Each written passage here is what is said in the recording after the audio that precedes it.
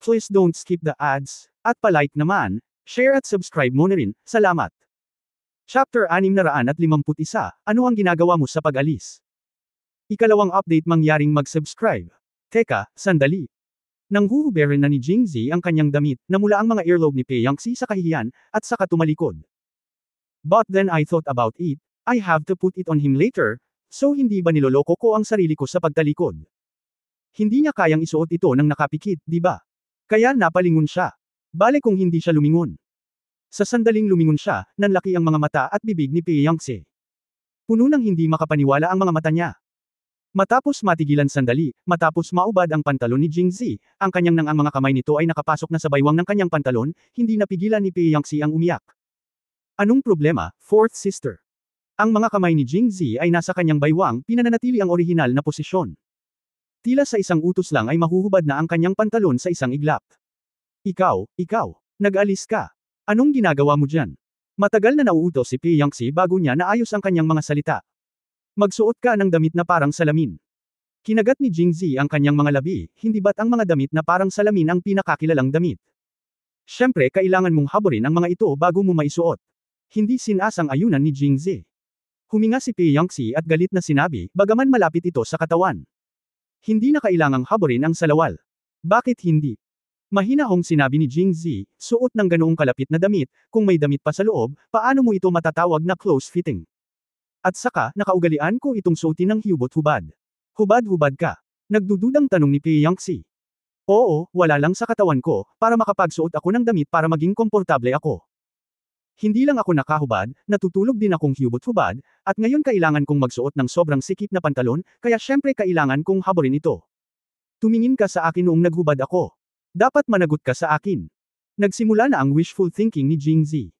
Sa huling pagkakataon sa silid ni Peyangxi, nabigo siya, kaya handa siyang sumubok muli.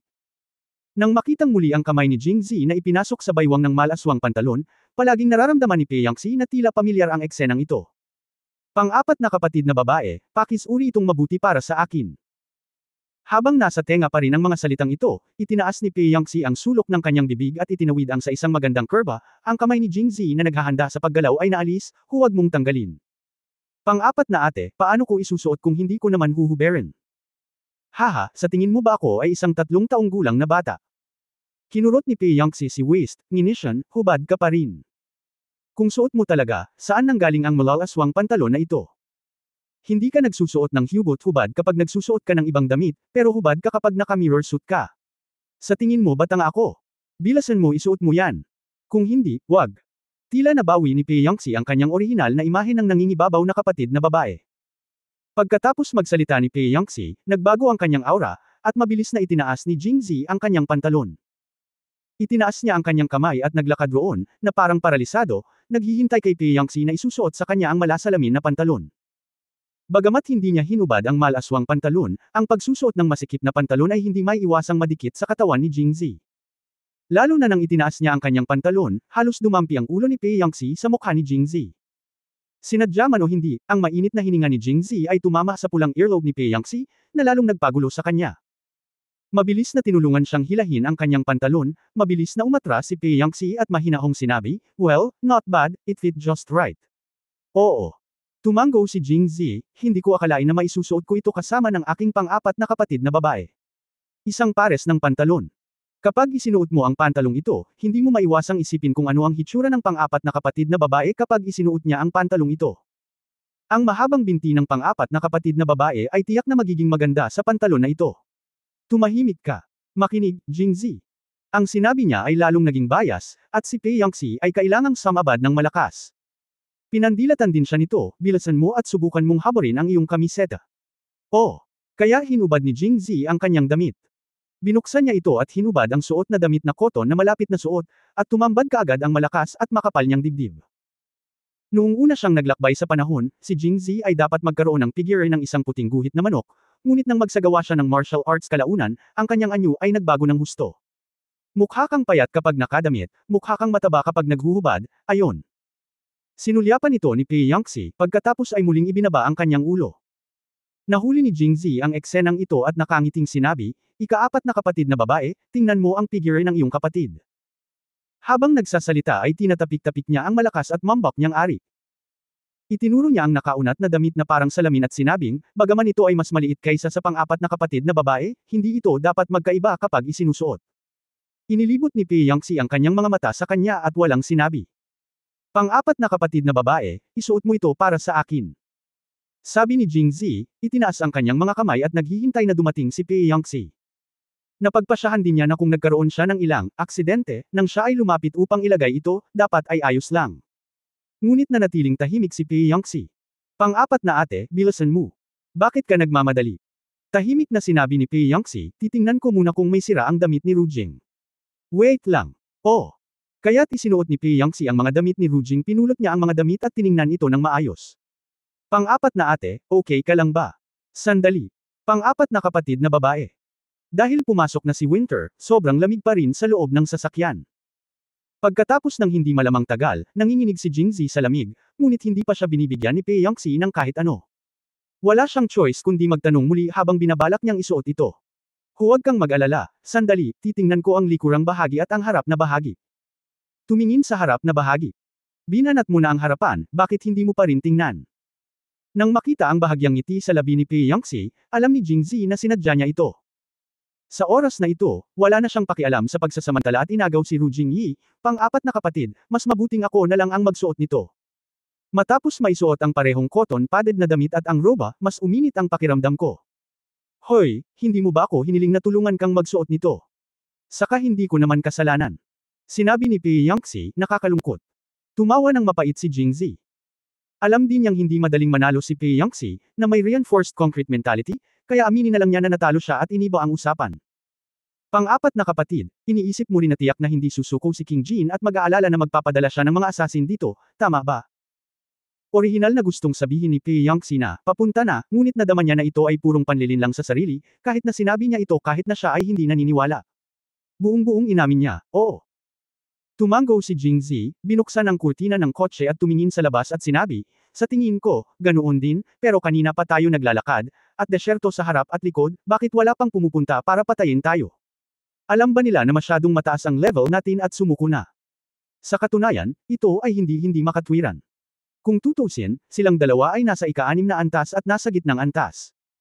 Maliban sa pinaka-nakatatanda na mga disipulo o pinuno sa 4 na pangunahing sekta, napakakaunting tao ang umabot sa kanilang antas. Maging ang mga alagad ng sekta ay ganito, pati ang pumatay. Ngunit pagkatapos marinig ito, bahagyang umiling si Pi Yangxi. Minamaliit mo si Prince Jin, o masyadong minamaliit ang pumatay. Kabanata 652 Bigyang pansin ang kaligtasan, unang update mangyaring mag-subscribe. Ang taong gustong patayin ni Haring Jin ay tiyak na hindi basta-basta bibitawan, lalo na sa isang desyerto na lugar na walang nayon o tindahan, na siyang pinakaangkop na lugar para sa pagpatay. At ang mga mamamatay ay hindi kailanman pumatay ng may mataas na antas upang pumatay ng mababang antas, kung hindi nila kailangang maging mga mamamatay. Ang kanilang pinakakaraniwang paraan ay ang mga sorpresang pag-atake at pagpatay. Ang pinakamasama ay ang pumatay ng mas marami at mas kaunti. Idinagdag ni Pi Yangxi, kung ako ang hari ng Jin, tiyak na hindi ko pipiliin na kumilos dito. Una, ito ay masyadong malapit sa Jingxi. Kung may mangyari sa atin, tiyak na makakaapekto ito sa kanila. Pangalawa, ang malawak na kapatagan dito ay hindi angkop para sa mga assassinations. Tumango si Jingzi, well, kahit papaano ay ligtas ang araw na ito, di ba?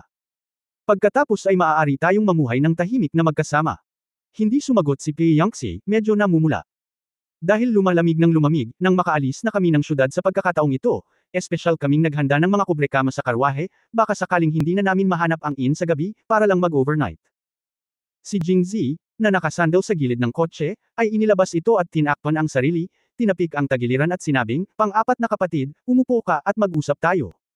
Anong sabi mo? Maingat na sabi ni Pi Yangxi. Walang masyadong espasyo sa sasakyan. Kung uupo ka dito, katabi mo si Jingzi. Siyempre may sasabihin ako sa iyo tungkol sa aming mga magulang sa Pangzhou. Pagkatapos noon, gusto ko ring marinig kung paano nakatira ang pang-apat na kapatid na babae sa Kunlunjing.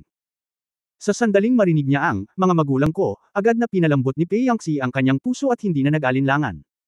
Pagkaupo, hinayla siya ni Jingzi sa kanyang mga bisig.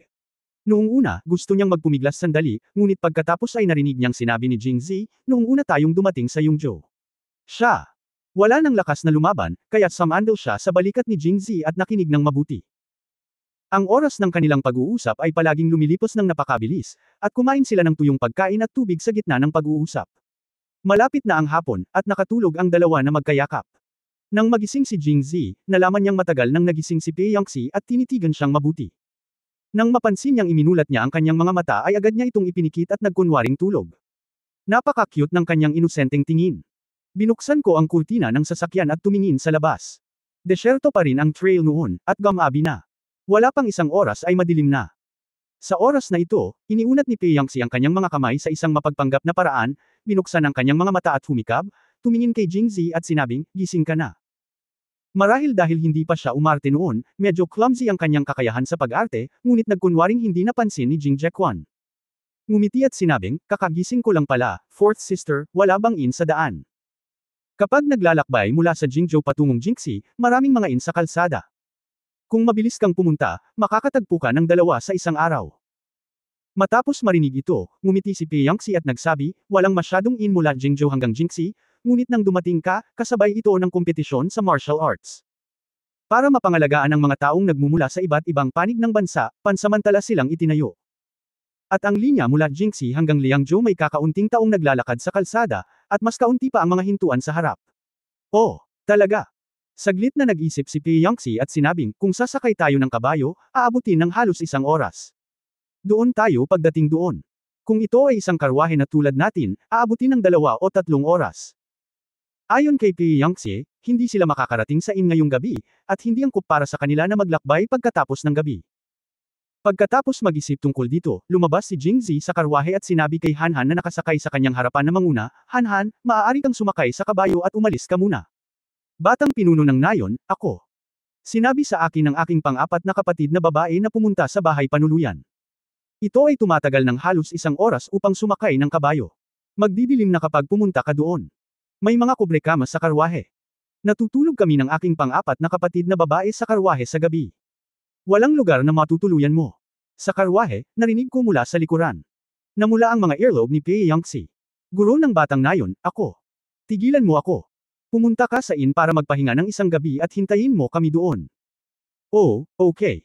Muling sinulyapan ni Hanhan si Jingzi, Xiao Village maging ligtas, Panginoon. Pagkasabi nun ay sumakay na siya. Hindi niya sinabi ang mga salitang, gusto kong protektahan ang young village leader, hanggang sa huli, dahil ngayon ay alam niyang nahihiya siya.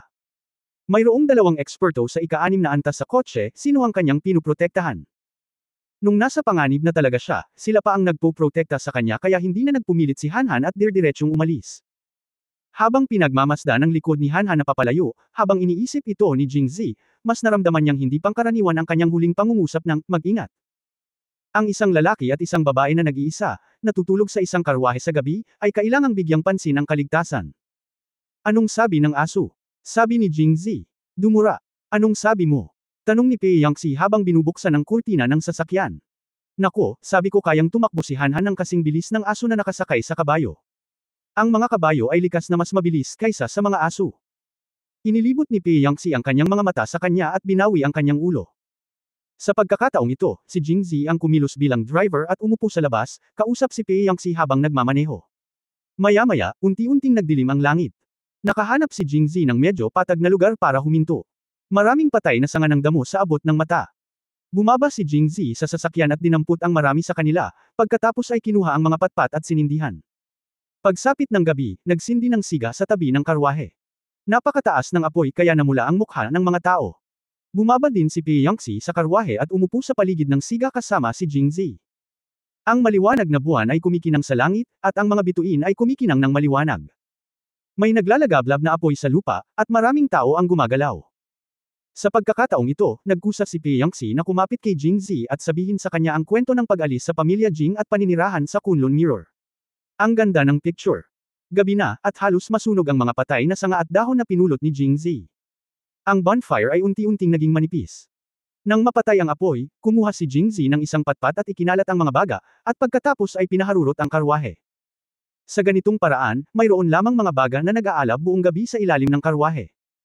Ang pagtulog sa karwahe ay parang natutulog sa isang hukay ng apoy, at ang mga tao ay hindi masyadong malamig. Pang-apat ate, magpahinga na tayo. Well. Sumakay si Jingzi sa kotse at iniunat ang kanyang kamay para hilahin si Pei Yangxi pataas, ngunit hindi inabot ni Pei Yangxi.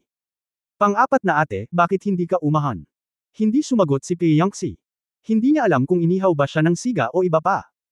Sa ilalim ng maliwanag na liwanag ng buwan, ang kanyang mukha ay kasing pula ng tubig. Pang-apat na kapatid na babae. Tanong ulit ni Jingzi.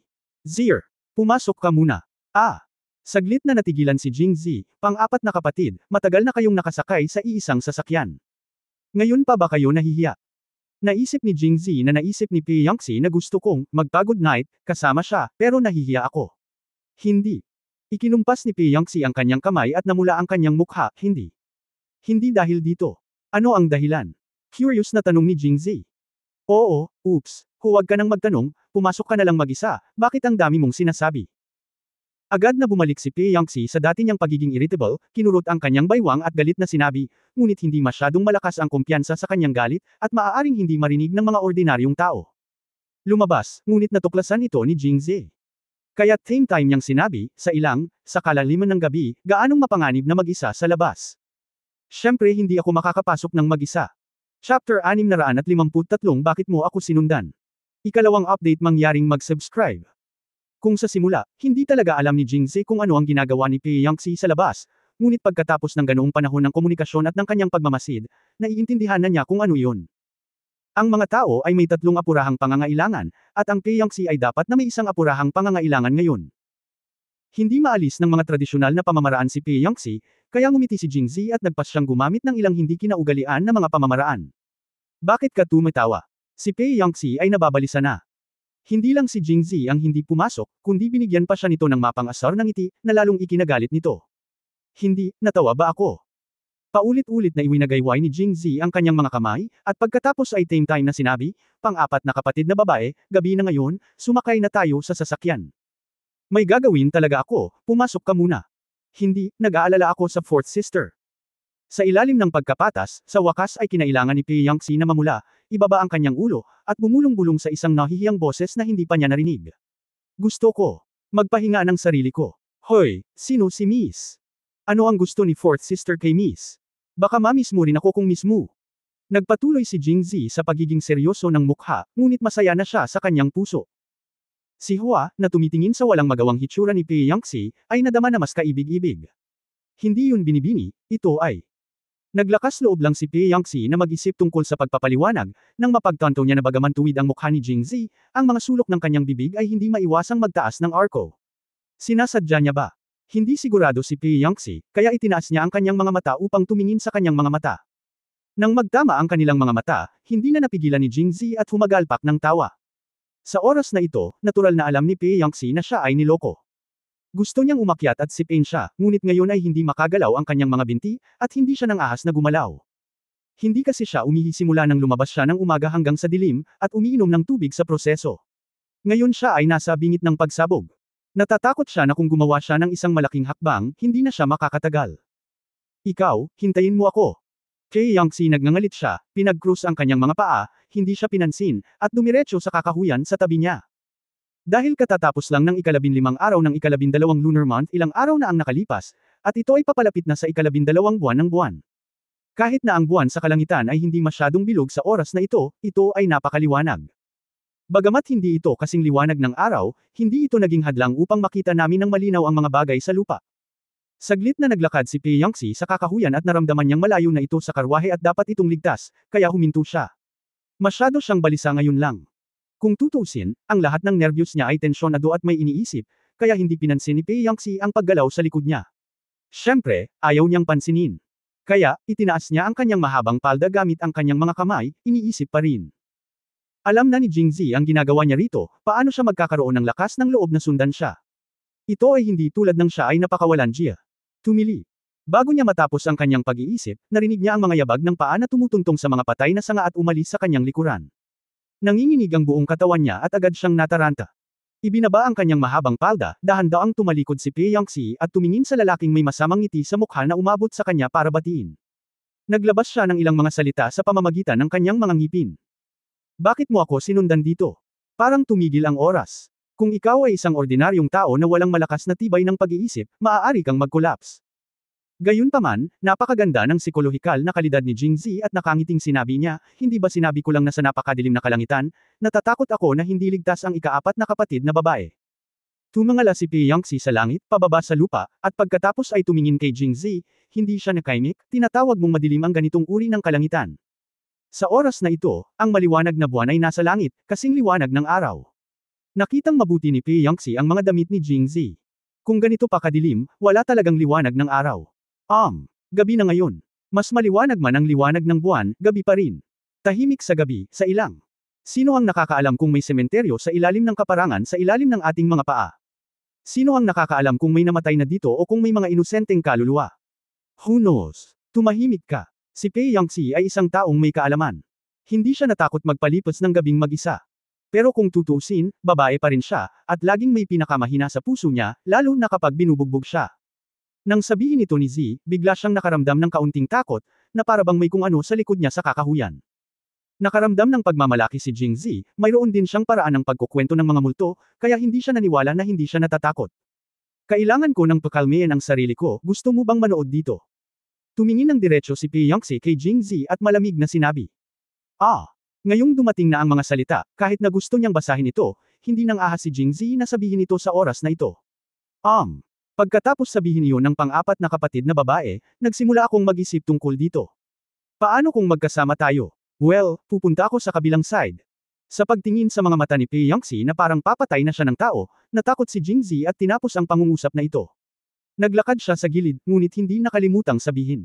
Pang-apat na kapatid, kung may mangyari, tandaan mong tawagan ako. Baka may malungkot na multo sa ilang na ito. Baka nasa harap mo, sa likod mo, o gumagapang palabas ng lupa. Magwala. Tumakbo si Jingzi sa gilid ng masunurin, habang si Piangxi ay patuloy na nakatingin sa kanya, at nakahinga lang ng maluwag ng matiyak niyang hindi na niya ito makikita. Muli niyang itinaas ang kanyang buong palda, at nang tumingkayad siya, nagulat siya, hindi niya ito matanggal. Hindi naman sa hindi niya ito mapigilan, ngunit sa sandaling tumingkayad siya, laging umaalingaw-ngaw sa kanyang pandinig ang mga salita ni Jingzi. Ang mga patay na dahon sa mga sanga at mga dahon ay sumirit sa hangin, bumabagsak sa kanyang mga tenga na parang may katabi. Sa likod mo. Sa ilalim ng iyong mga paa. Huwag mo na lang isipin. Sa pag-iisip tungkol dito, si Piangxi ay nakaramdam ng takot at kaba sa lahat. Bagamat nakaramdam pa rin siya ng takot, hindi niya magawa. Takot at galit, narinig niya ang sipol ni Jingzi at ang tunog ng tilamsik ng tubig mula sa gilid. Kumbaga, napaka-relax niya. Ang bastos na ito. Natakot ako, tapos comfortable siya doon. Habang iniisip ito ni Piangxi, lalo siyang nagagalit. Sa sobrang galit niya, mas gusto niya itong bitawan, pero sa gusto niyang palabasin ay hindi niya magawa. Sa oras na ito, siya ay nagpipigil at galit. Kasabay ng tunog ng sumisipol na hangin at kaluskos ng mga sanga, siya ay labis din siyang natakot. Lahat ng uri ng emosyon ay pinaghalo, at si Piangxi ay nakaramdam ng labis na hindi komportable. Sa kabilang panig, si Jingzi ay hindi malinaw na maririnig na umuugong ng isang masayang himig. Hoy! Galit na galit si Piangxi na ayaw niyang tawagin ang pangalan nito o sa madaling salita, hindi siya naglakas loob na isipin na siya ang kanyang nakababatang kapatid sa oras na ito, kung hindi, ang pakiramdam ng hiya na bumabangon sa kanyang puso ay masusuffocate siya. At hindi rin siya tumayo, nag-squat pa siya. At saka, hindi ba iyon ang dahilan kung bakit siya nag-effort dito? Kung hindi natin ito malulutas sa pagkakataong ito, ano ang gagawin natin pagbalik natin mamaya? Kaya't nagngangalit siya at nakaisip ng solusyon na hindi solusyon. Palayain ang iyong sarili at pakiramdam na nakaka-relax. Habang bumubulong, natuwa si Jingzi nang marinig niya ang boses ni Piangxi at pumayag ito habang itinataas ang kanyang pantalon. Narito na tayo, ika-4 na sister. Iniisip ko pa rin, paano siya mas mabilis kaysa sa akin. Ang susi ay, wala kang narinig na anumang tunog. Kabanata 654, takpan ang iyong mga tainga, unang update, mangyaring mag-subscribe. Bagamat ngayon lang naguham si Jingzi ng isang kanta habang pinapakalma niya ang sarili, para lang maibsan ang kahihiyan ni Piangxi, at kasabay nito ay para itago ang kanyang motibo sa pag-eavesdrop doon. Ipinikit niya ang kanyang tenga para marinig ang anumang ingay. Ngayon ay wala na siyang narinig na ingay, ngunit tinawag siya ni Piangxi, kaya pumayag siya at nag-uusisang naglakad. Pang-4 na kapatid, ito. Ang eksenang lumitaw sa harap ni Jingzi sa sandaling ito ay si Piangxi na nakalupasay sa lupa na nakataas ang mahabang palda. Dahil napakalaki ng mahabang palda, tiningnan ito ni Jingzi mula sa itaas hanggang sa ibaba, at bukod pa rito, ang sulok ng malaswang pantalon ni Piangxi na ibinaba hanggang sa baluktot ng kanyang mga binti ay nalantad, kaya nahulaan ni Jingzi nang hindi ginagamit ang kanyang utak na si Piangxi ay nasa vacuum sa ibabang kalsada. Akala niya noong una ay pinalayas siya ni Piangxi, ngunit ngayong gabi ay nasira ang phase na plano. Sinong mag-aasam na tatawag siya dito sa mga sandaling ito? Posible kayang nasakop ng ika-4 na kapatid ang sarili. Hindi pwede, di ba? Pinigilan ni Jingzi ang pananabik sa kanyang puso at titingin na sana, ngunit nagkataon na nakilala niya ang kaakit-akit at mahiyaing mga mata ni Pei Yangxi. Sinong nagsabi Seong tingnan mo? Nahihiya si Pei Yangxi at gulat na tanong. Hindi ba ako pinapunta ni fourth sister dito? Hinawakan ni Jingzi ang kanyang ulo at gulat na sinabi. Tinanong kita dito, hindi ko sinabing manood ka. Nanunood ka pa. Sa ganitong posisyon, hindi alam ni Jingzi kung hindi lang siya manunood, kundi magsisimula na rin. Ang kamay ni Pei Yangxi na nakahawak sa lelayan ng kanyang palda ay walang lugar kung saan ito ilalagay. Matagal niyang iwinagayway ito sa hangin, at sa wakas ay nagpas siyang takpan ang kanyang mga mata. Parang hindi na siya mapapahiya kung hindi niya makikita si Jingzi.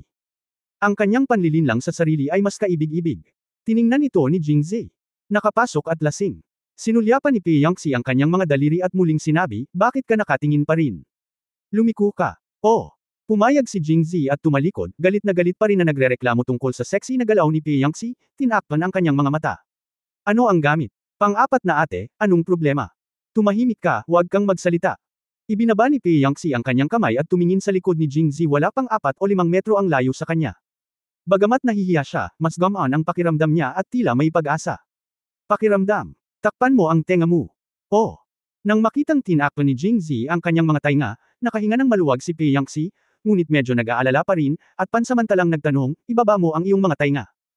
Nang makita niyang ibinaba ni Jingzi ang kanyang mga tenga, nang siya ay nagsasalita, si Pei Yangxi ay muling nagalit, hinihiling kong takpan mo ang iyong mga tenga, bakit hindi mo tinakpan ang iyong mga tenga? Tinakip mo ang iyong mga tainga, hindi ba't nakita rin ito ng ika-4 na sister? Natakpan sila. Naririnig mo ba akong nakikipag-usap sa iyo? Naloko pala siya. Muling tinakpan ni Jingzi ang kanyang mga tenga, at sa pagkakataong ito ay nagkunwaring hindi niya narinig ang anumang sinabi ni Pei Yangxi. Biglang tumahimik ang paligid. Sa oras na ito, nahulaan na ni Jingzi na si Pei Yangxi ay malamang na natakot sa kanya. Ni hindi niya magawang umihi. Takot siyang mag-isa, kaya tinawag niya ito para maging matapang, ngunit natatakot siya na baka marinig niya ito at gawin ang kanyang ginawa. Itong serye ng mga reaksyon. Maiintindihan ni Jingzi ang sitwasyong ito. Nung nasa school pala siya, may partikular na introvert na lalaki sa klase niya. Sa tuwing pupunta siya sa inidoro sa kanila, matagal siyang nakatayo habang nakahubad ang pantalon, lalo na kapag may nakatayo sa tabi niya. Hindi siya naiihi kahit anong mangyari. Halos umalis na ang lahat at siya na lang ang naiwan sa inidoro. Biniro pa siya ng mga kaklase niya na may problema siya. Maya-maya ay tinanong siya ni Jingzi tungkol dito at sinabi niyang kinakabahan lang siya. Gusto man niyang umihi ay hindi niya magawa. Malamang na ganito ang sitwasyon ni Pei Yangxi ngayon. Gayunpaman, matapos takpan ni Jingzi ang kanyang mga tainga, hindi niya agad narinig ang tunog, kaya nagkunwari siyang walang pakialam at bumuga ng espesyal na sipol. Pass. Hindi ko alam kung ano ang dahilan. Gayunpaman, sa impresyon ni Jingzi, sa sandaling pumutok ang whistle na ito, ang pagnanasang umihi ay sumisibol at hindi kailanman titigil. Pass. Kasabay ng isang shush whistle, narinig ni Jingzi ang tunog na matagal na niyang inaasam. Medyo natulala siya saglit. Upang mas makinig ng mabuti, tumigil din ang shush whistle. Nang lumapit si Jingzi sa kanya, nawala ang takot sa puso ni Pei Yangxi, ngunit nadagdagan ang kanyang pagkamahiyain, kaya kahit na may nararamdaman siya, hindi pa rin niya ito mailabas. Lumingon si Jingzi at tinakpan ang kanyang tenga. This was she can make Jingzi do everything. Kung hindi siya makakalabas ng ganito, it will be so uncomfortable. Si Pei Yangxi, na sumasailalim sa parehong psikolohikal at pisikal na pagpapahirap, ay biglang nakarinig ng isang sutset na tunog tulad ng tunog ng kalikasan na nagmula sa bibig ni Jingzi. Kasunod ng sipol na ito, sa wakas ay naramdaman ni Pei Yangxi na may paparating, nagpakawalan ng mahabang buntong hininga, at pinakawalan ito. Hindi niya kailanman naramdaman na ang isang mahiyaing bagay ay magiging komportable na tulad niya ngayon, lalo na noong nariyan pa si Jingzi. Muli siyang tumangala. Sinusubukan pa rin niyang kontrolin ang tunog mula sa sobrang lakas, ngunit nang makita niyang tinakpan ni Jingzi ang kanyang mga tenga at sumisipol, naisip niya sa kanyang sarili, talagang hindi niya ito naririnig, kaya mabilis tayong lumaban. Mas komportable. Mula noon, tumalsik ito. Lalong naging walang pidyaw ang tunog ng tubig na tumatama sa lupa. Sa sandaling ito, huminto ang sipol ni Jingzi. Kitang-kita ni Pei Yangxi ang kanyang kamay na mabagal na gumagalaw. Sa oras na ito, ang baha ay sumabog sa kanyang mga bangko at hindi maaaring tumigil kahit na gusto nito. Anyway, nakinig siya, kaya hayaan siyang makinig. Kinagat ni Pei Yangxi ang kanyang mga ngipin, at pagkatapos ng hindi nag-iisip tungkol dito, binitawan niya ito ng sabay-sabay, hindi banggitin kung gaano ito komportable. Buti na lang at mas maaga siyang pumili ng sloped highland, kung hindi, baka mabasa ang mga paa niya sa sobrang tagal na paghawak dito. Matapos malutas ang problema, handa na si Peyangxi na kunin ang kanyang pantalon at tumayo habang si Jingzi ay nagkukunwaring, tinatakpan ang kanyang mga tainga. Ngayon, hindi ako makabangon. Natigilan doon si Peyangxi, gustong umiyak ngunit walang luha. Ito ay lumabas na si Peyangxi ay lumapit at tumingkayad, pinananatili ang posisyon na ito ng higit sa isang oras. Bukod dito, malamig sa labas, at ang kanyang mga binti ay nagyelo at hindi siya makagalaw. Sa oras na ito, si Peyangxi ay nakaramdam ng desperado. Humingi ng tulong kay Jingzi. Paano ako makakatulong? Kung hindi ka hihingi ng tulong sa kanya, hindi ka pwedeng mag-aksaya ng oras dito, di ba? Nang siya ay nahihirapan, si Jingzi ay nagsalita, "Ika-apat na kapatid na babae, maaari mo bang ibaba ang iyong mga tainga? Kung hindi, hindi kita maririnig kapag nagsasalita ka. Pang-apat na ate, hindi rin kita naririnig. Pagkatapos ay magbibilang ako. Kapag nagbilang ako ng 3, bibitawan ko na." Sabi ni Jingzi, feeling na perfect siya kumilos. Akala niya tatawagan siya ni Peyangxi pagkalabas niya, pero natagalan siya. Walang gumagalaw pagkatapos noon, at medyo nabalisa siya. 1, 2, 3. Si Jingzi ay nagbilang ng 3 ng disente at pagkatapos ay ibinaba ang kanyang mga tenga. Pang-apat na kapatid, naririnig na kita. Hoy, ika-4 na kapatid, bakit hindi ka nagsasalita?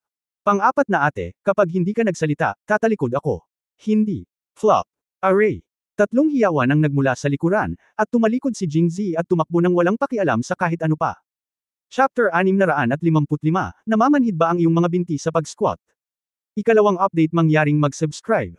Ayaw ni Peyangxi na makita ni Jingzi ang kanyang sarili sa ganoong kawalang kakayahang kalagayan, kaya nagpasya siyang subukang muli sa kanyang sarili. Kaya nang magsalita si Jingzi, sinubukan niyang tumayo at hindi sumagot. At ang lahat ng ito ay nagsimulang magpakita ng mga resulta. Bagamat medyo namamanhid pa ang kanyang mga binti at wala siyang maramdaman, sa wakas ay tumayo siya. Sa oras na ito, dumating ang mga huling salita ni Jingzi. Tumalikod ako. Nagulat si Peyangxi. Dahil nauna lang siyang tumayo, hindi man lang niya naabutan ang kanyang panty at pantalon na hanggang binti. Kung lumingon siya sa oras na ito. Kaya sumigaw si Peyangxi, hindi, pagkatapos ay lamambot ang kanyang mga binti at natamba siya pabalik, na, plop, at ouch. Nang lumingon si Jingzi, nagkagulo ang eksena. Maliwanag ang liwanag ng buwan, at makikita ng isa na ang lugar kung saan nakatayo si Peyangxi kanina ay natatakpan na ng putik ng agos ng tubig. Sa kabutihang palad, si Peyangxi ay nakahiga sa kanyang likuran at hindi nahawakan ang anumang putik. Bumagsak ang lelayan ng palda niya sa baywang niya, at suot pa rin ng baluktot ng kanyang mga binti ang pantalon at pantalon na nakita niya. Gayunpaman, kahit na nahulog siya, itinaas pa rin niya ang kanyang mga binti. Naiisip lamang ni Jingzi ang kagandahan sa kanyang mga mata. Pang-4 na ate, ano ang nangyayari sa iyo? Hindi na masyadong nag-isip si Jingzi at mabilis siyang naglakad. Pumikit si Peyangxi sa kahihiyan. Hindi niya talaga alam kung paano haharapin ang ganoong nakakahiyang eksena, lalo pat ibuka ang kanyang bibig para magsalita. Sa oras na ito, walang pakialam si Jingzi. Binuhat niya si Peyangxi sa baywang at tinapik-tapik ang kanyang puting damit na puti. Sa kabutihang palad, dahil sa malamig na panahon, ang lupa ay nagyelo ng husto at ang damit ay hindi nabahira ng labis na alikabok. Kung saan siya nagsimula, hinawakan niya ang nakalantad, malamig at naninigas na hita ni Peyangxi, at mayroon na siyang magaspang na hula. Pang-4 ate, namamanhid ang mga paa mo sa pag-squat. Nakayakap si Peyangxi, walang sinabi, at bahagyang tumango. Ibabalik kita. Si Peyangxi ay nanatiling tahimik at masunuri na nakahiga sa kanyang mga bisig. Ang mga bagay ay umunlad hanggang sa puntong ito, at tila ang pinakamahusay na paraan ay ang direktang dalhin si Peyangxi sa kotse. Gayunpaman, ang layunin ni Jingzi na lumabas sa pagkakataong ito ay lapit siya kay Peyangxi, at ginamit ang mga hindi kinaugalian na paraan. Sa oras na ito, huwag palampasin ang pagkakataon. Kaya, muli niyang sinabi, malamig sa labas, tulungan ko muna si fourth sister na itinaas ang kanyang pantalon. Wala nang oras si Peyangxi para magsalita, bumaba ang kamay ni Jingzi, itinaas muna ang kanyang pantalon, at pagkatapos ay pantalon na malapit-lapit. Kapag gumagalaw, natural na hahawakan ng kanyang mga kamay ang ilang lugar na hindi nila dapat hawakan, at nanginginig ang katawan ni Peyangxi.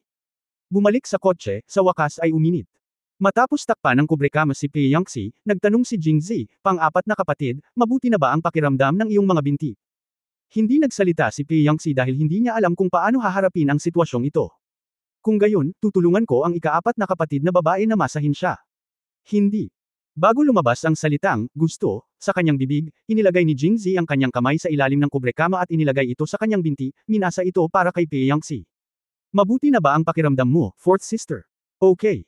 Ang mga binti ni Peyangxi ay gumaling mula ng buhati ni Jingzi. Natatakot siya na kung hindi siya magsasalita, hindi niya alam kung ano pa ang gagawin nitong kabalbalan. Tell ang lana. Oh, okay. Nag-aatubili na inilabas ni Jingzi ang kanyang kamay. Hindi niya makita ng malinaw ang mukha ni Pei Yangtze sa kadiliman, ngunit walang duda na ang kanyang mukha ay puno ng pulang kinang sa sandaling ito, at siya ay napakakaakit-akit. Pang-apat na ate, bakit hindi ka natutulog? Well, masyadong malamig, kaya hawak ko si fourth sister sa mga braso ko. Sa makitid na kotse, mayroong isang kubrekama, at si Jingzi ay nakahiga dito kasama si Pei Yangtze sa kanyang mga bisig. Hindi alam ni Pei Yangtze kung bakit hinayaan niya itong yakapin siya. Buti na lang at medyo honest ang mga kamay at paa niya, inakbayan lang niya ito at walang ginawang lampas sa hangganan. Hoy, kalimutan mo na. Ang sitwasyon kanina ay mas extreme kaysa ngayon. Parang ganun. Ano ang ibig sabihin ng ganitong yakap? Inaliw ni Pei Yangtze ang sarili at ganap na ipinikit ang kanyang mga mata sa dilim. Nakikinig sa paghinga na unti-unting naging pantay at banayad sa tabi niya, bigla siyang nakaramdam ng ginhawa at pumikit. Kailan? Binuksan ni Jingzi ang kanyang mga mata, wala na si Pei Yangtze. Nanginginig ang katawan ng kotse, siguradong si Pei Yangtze ang nagmamaneho sa labas. Kagabi, hindi siya kumilos ng hindi tapat, dahil alam niya na ang pagmamadali ay gumagawa ng basura, at may ilang bagay na kailangan ni Pei Yangtze upang matuno ng dahan-dahan. Magandang umaga, ika-4 na sister. Oo, malumanay na tugon ni Pei Yangtze. Wala nang binanggit muli ang nangyari kagabi para maiwasan ang kahihiyan. Si Jingzi ay nakaupo sa labas ng karwahe, nakikipag-usap kay Pei Yangtze mag-isa. Pagkalipas ng 2 oras, malapit ng magtanghali, may nakitang post-in. Si Hanhan ay nakatayo sa labas ng pinto na nakatingin sa ganitong paraan. Nakita niya ang kanilang karwahe at nagmamadaling lumapit dito upang salubungin. Batang pinuno ng nayon, sa wakas nandito ka na. Bueno, halika at kumain, magdala ng tuyong pagkain at tubig, at magpatuloy tayo sa ating paglalakbay. Zir. Nang matapos magsalita si Jingzi, hinayla siya ni Pei Yangtze mula sa likuran. Ang tubig at tuyong pagkain na dinala namin ay sapat na para sa amin hanggang Liangzhou, at lumipas na ang gabi. Hindi na kailangang huminto at kumain dito. Nakaon. Ang daan mula Jingzi hanggang Liangzhou, kung walang aksidente, makakatagpo tayo ng mga panganib, ngunit hindi natin alam saan ang panganib. Ang lugar kung saan ang panganib ay pinakamalamang na nakatago ay dapat na isang inn na maaaring magtago ng mga tao, dahil hindi mo alam kung may ambush sa ibang mga silid. Kahit walang umaambas sa iyo, sino ang makakasiguro kung mauuwi sila sa tubig?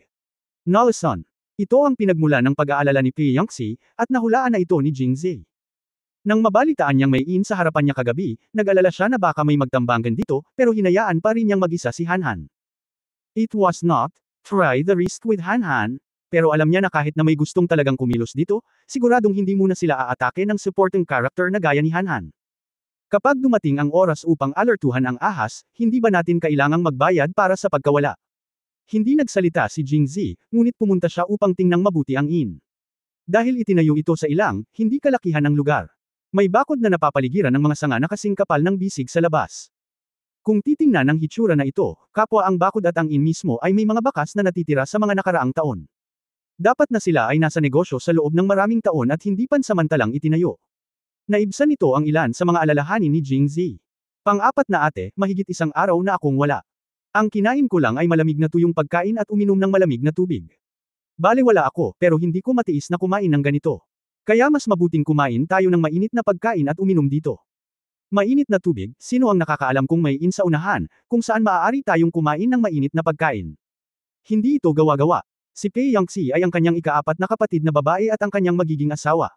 Normal para kay Jingzi na makaramdam ng pagkabalisa. Bahagyang naantig si Pei Yangtze matapos marinig ito, ngunit sinubukan pa rin niyang pigilan siya at sinabing, Zir, hindi ka makakaligtaan ng ilang araw. Hindi pa banggitin kung may mga taong nakakubli dito, ngunit pinag-uusapan lang ang pagkain dito, sino ang makakasigurong. Kakain ba si Young Master o sa isang hotel? Chapter 656 na Chapter 660 is still here. Unang update mangyaring mag-subscribe. Bago pa man siya matapos magsalita ay lumabas ang isang medyo may edad na lalaki na nakadamit waiter matapos marinig ang kaguluhan sa labas. Guro, gusto mo bang kumain dito o manatili sa isang hotel? Malumanay nang umiti ang nasa middle-aged na lalaki. Kumain ka na. Dalhin mo ang lahat ng pinakamasarap mong ulam. Kukunin natin ang sobra at itabi natin ito sa daan. Zir, halika, sir, sandali. Pagkasabi niyon ay ngumiti ang medyo may edad na. Pumasok na. Zir, hindi mo dapat ito inutusan. Tara, umalis na tayo dali. Nalaman ng pang-4 na kapatid na babae. Hindi sumagot si Jingzi, ngunit biglang nagtanong. Mataimtim na tumanggaw si Pei Yangtze at bumantong hininga, dahil nalaman din ito ni Zir, bakit nanatili ka pa rin kumakain. Ang nasa katanghaliang gulang na lalaki na tila tindero ay lumakad ng tuloy-tuloy at makapangyarihan, malapad ang mga balikat, at medyo malakas. Sa unang tingin, siya ay isang Lianjiazi, at ang kanyang kaharian ay nasa itaas ng ika-4 na antas, kaya anong klaseng lalaki siya? Nakangiting sinabi ni Jingzi, haharangan ka ng mga sundalo, tatakpan ka ng tubig, at magiging ligtas tayo pagdating natin. Ika-4 na kapatid, nandito ako, kaya huwag kang matakot. Dahil nandito ka lang, natatakot na ako. Nang makitang hindi siya makumbinsi ni Pei Yangxi, inilibot ni Pei Yangxi ang kanyang mga mata kay Jingzi at naisip na maaari lamang siyang mag-ingat. Sa oras na ito, lumapit din si Hanhan at Bamulong, batang pinuno ng nayon, tiningnan ko ang lugar na hiniling mo sa akin na bigyang pansin kahapon ng gabi at kaninang umaga. Ayos. Inaasahan ni Jingzi na kahit na may mamamatay, hindi niya gusto kong salakayin si Hanhan, kaya partikular na sinabi ko sa kanya kahapon na pagdating niya sa inn, dapat niyang bigyang pansin kung may nagtatago pa ba dito. Gayunpaman, ang utak ni Hanhan ay walang kabuluhan. Tinapik siya ni Jingzi sa balikat para palakasin ang loob niya. Marahil ay dahil sila lang ang nasa hapag, napakabilis na nakahain ng pagkain. Sa loob ng ilang sandali, 6 na matigas na pagkain ang nakahain. Sir, andito na po yung mga ulam. Shanai shop, I wonder if the dishes are to your liling.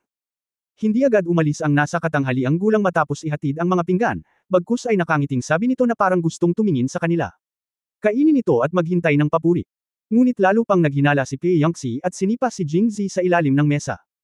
Hindi ginalaw ni Jingzi ang kanyang chopstick at nakangiting tumingin sa nasa katanghaliang gulang na lalaki, tindero, hindi ba madaling magbukas ng tindahan dito? Saglit na natigilan ang nasa katanghaliang gulang, saka ngumiti at sinabing, hindi naman masama, tindera na naman ako. Ang pagiging body ay para lang masuportahan ang pamilya. Pwede ka ring mag-practice ng martial arts para suportahan ang pamilya, ang galing. Matapos ilantad ni Jingzi, hindi nagalit ang nasa katanghaliang gulang, ngunit nagpatuloy sa pagtawa, alam din niyang master na ito ay katawa-tawa. Wala bang tao sa kanayunan? Karamihan sa mga tao ay hindi maglalakas loob na magbukas ng tindahan dito. Naniniwala ako na gumugol ako ng ilang taon sa sekta noong bata pa ako at nagsanay ng ilang martial arts, kaya hindi ako nang ahas na magbukas ng tindahan. Nakangiting sabi ni Jingzi. Nang makitang hindi ginagalaw ni Jingzi ang kanyang mga chopstick, galit na sinabi ng nasa katanghaliang gulang na tindera, bakit, young master, hindi ka ba nang ahas na kainin ang pagkain niluto ko? Kung hindi ka kumain, aalisin ko ito. Pagkasabi nito ay napuno na siya ng bongga. Pinigilan siya ni Jingzi at nakangiting sinabi, huwag kang magalit, tindero. Nasa labas tayo sa ilang, kaya natural na dapat tayong mag-ingat, di ba? Pagkatapos ay tumingin siya sa kanya at sinabi, kung ang tindero ay hindi tatutol, paano kung kumain sa amin? Matapos marinig ito, walang sinabi ang nasa katanghaliang tindahan, kinuha ang isang pares ng mga bagong mangkok at chopstick sa mesa, inilagay ang ilan sa bawat ulam sa mangkok, at pagkatapos ay kinain ang lahat sa harap nilang tatlo. Pagkatapos kumain, umupo siya sa kabilang table at sinabing, I think it has been more than 10 years since I opened the store. This is the first time I have seen such a careful person like the young master. Haha, naubos ko na lahat. May lason pa rin ba ang tingin ng young master? Direktang sinabi ng nasa katanghaliang lalaki ang kanyang mga salita at mukhang galit na galit. Nag-o-overthink ang tindero. Hindi namin naisip ang ganito. Pagkatapos magsalita ni Jingzi, lumingon siya at nagtanong, nagugutom ka ba? Umiling si Pei Yangxi, hindi nagugutom. Bagamat walang muwang si Hanhan, narinig niya itong sinabi ni Pei Yangxi. Napailing na lang, hindi rin ako nagugutom.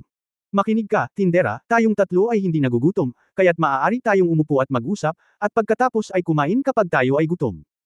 Ang tindera ay masyadong nag-aalala. Galit na galit ang lalaking nasa katanghaliang gulang, kung hindi ka nagugutom, bakit hindi ka umorder ng umutot? Kapag gutom ka, malamig ang pagkain.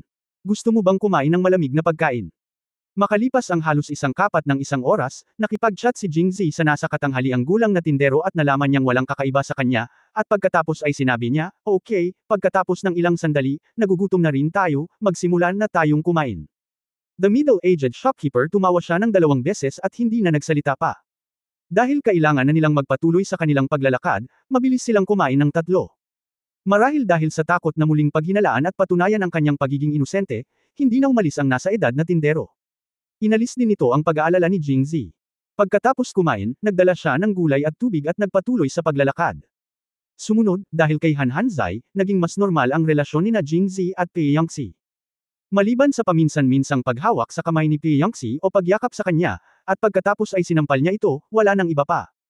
Hindi nagmamadali si Jingzi, kung ikukumpara noong siya ay nasa Jingxi, ang ugali ni Pei Yangxi ay bumuti ng husto. At ngayon habang mas malapit siya sa Liangzhou, mas nag-aalala siya kay Liu Jinghong, at angkop din para sa kanya na gumawa ng iba pang mga bagay kay Pei Yangxi.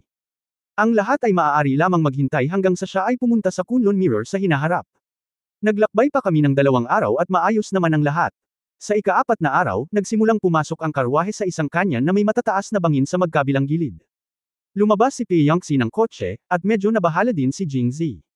Binuksan niya ang mga kurtina ng sasakyan at tumingin sa bangin sa labas, nalilito sa pag-iisip. Napapaligiran ito ng mga bato na may iba't ibang laki, na angkop para sa mga Tibetan, at ang gitna ng kanyon ay napakaluwang, angkop para sa pakikipaglaban.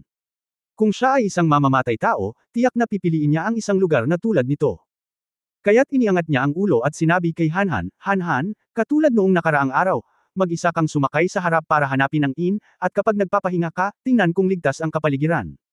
Oo, young village leader. Hindi masyadong nag-isip si Hanhan. At umalis sakay ng kabayo.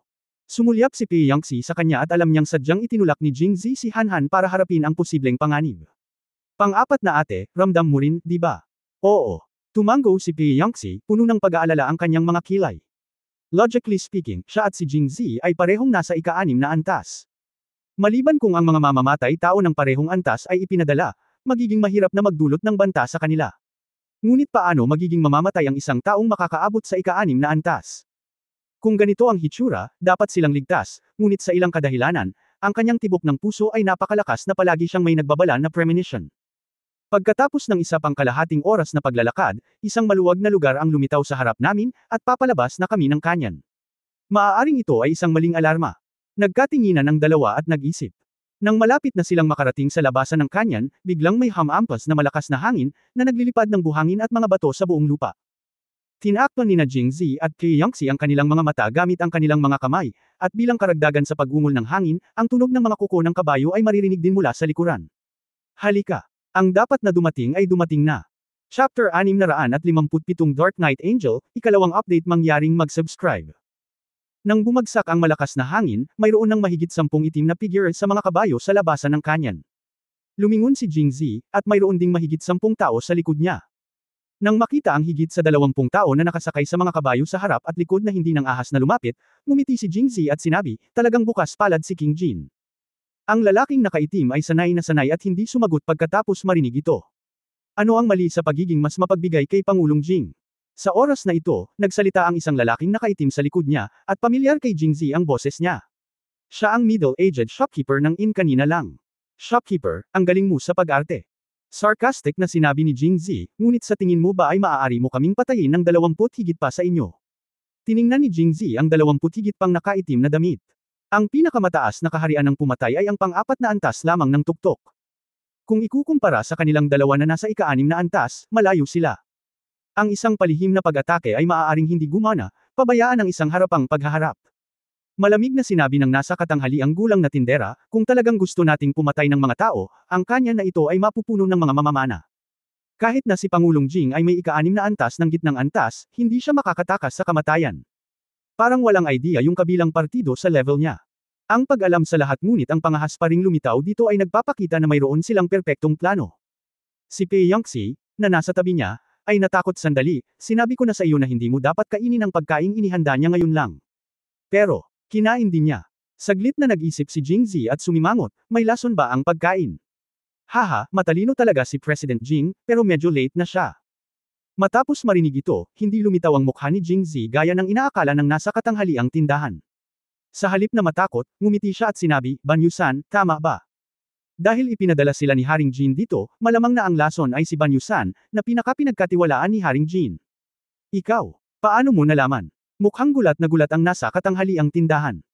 Hindi sumagot si Jingzi sa kanya at patuloy na ngumiti, "At alam ko rin na kung hindi natin kakainin ang iyong pagkain, natatakot ako na hindi ka samipot ngayon, at pagkatapos ay patuloy na maghihintay sa amin ang iyong mga tao sa susunod na istasyon hanggang sa kainin natin ang pagkain. Sumuko ka na lang, di ba? At natukoy mo na iyon sa napakahabang paglalakbay mula Jingxi hanggang Liangzhou, hindi ako kakain, di ba? Ito, ikaw." Hindi lamang ang nasa katanghaliang gulang na tindera, pati na rin si Jing Pei Yangxi sa tabi ni Zi ay nakaramdam ng hindi kapanipaniwala, dahil ayon sa sinabi ni Jingzi, halatang nahulaan niya na may banyu essence sa pagkain, ngunit kinain pa rin niya ito. Bilang miyembro ng sekta, natural na alam ni Pei Yangxi na ang lason ng Banyu-san ay hindi maliit. Kahit na ang 4 na pangunahing sekta ay nahuhumaling sa martial arts, pinipino rin nila ang ilang elixir ng pribado. Sinubukan din ng kanilang Kunlun Mirror na pinuhin ang antidote ng Banyu-san. Sa huli ay nabigo ito. Narinig niya na upang matiyak ang kanilang katapatan, ang mga disipulo ng Tongchang ay pinakain ng banyu powder. Sa ngayon, wala pang nakainom ng antidote, at mabubuhay lamang sila sa pamamagitan ng pag-inom ng panapanahong antidote. Kahit na hindi ko alam kung totoo ang chismis na ito o hindi, kitang-kita ang lagim ng Banyusan. Kaya lalong hindi niya naintindihan, bakit kinain ni Jingzi ang pagkain kahit alam niyang lason ito. Kaya tiningnan niya si Jingzi na may pagkalito sa kanyang mga mata, ngunit marahang tinapik ni Jingzi ang kanyang kamay, ang kanyang mga mata ay puno ng ngiti. Sa oras na ito, ang nasa katanghaliang gulang na tindero ay patuloy na nagtanong, dahil alam mo na may banyo essence sa pagkain, bakit ka pa nangangahas na kainin ito? Dahil natatakot ako sa gulo. Ibinuka ni Jingzi ang kanyang mga kamay at walang magawang sinabi. Alam ng nasa katanghaliang gulang na tindera na nagpapakitang gilas si Jingzi, ngunit naramdaman niyang isa lang si Jingzi na bastard. Uminom lang ng banyo powder dahil sa takot sa gulo. Natatakot ka ba na mabagal kang mamatay? Hay, kung marami pang tanga na ganito, gaano ba kadali ang trabaho nila bilang mga mamamatay tao? Ayokong makasagasa ka sa tuwing pupunta ako sa inn in the future. Hindi man lang ako makakain ng maayos, kaya tinupad ko na lang ang wish mo at ilabas ko na lang kayong lahat. Nang marinig si Jingzi na patuloy na nagpapakitang gilas, sinabi ng nasa katanghaliang gulang na lalaki ang tindera ay hindi komportable, ngunit pagkatapos ay natuklasan niya ang kamalian sa kanyang mga salita. Kung nakita niya ng maaga ang kapintasan, bakit siya nagpakahirap para hayaan siyang subukan ito at hintayin kung mayroon siyang nakakalason na buhok?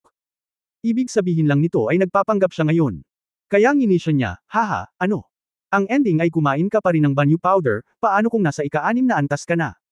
Hindi ba kailangan mo kaming sundin ngayon? Pagkatapos natapos magsalita ang middle-aged shopkeeper, isang lalaking nakaitim ang nasa likod niya lumapit siya at bumulong ng ilang salita sa kanyang tenga, tila hinihimok siya. Ang nasa katanghaliang gulang na tindero ay tumango at nagsabi, President Jing, hindi kami naririto para labanan ka, ngunit para sabihin sa iyo ang isang bagay. Pagkatapos uminom ng banyo powder, kalahating buwan lang ako makakatagal. Kung gusto kong mabuhay, pumunta at hilingin kay King Jin na tulungan siyang makuha ang panlunas. Hindi yan ang dapat nating alalahanin.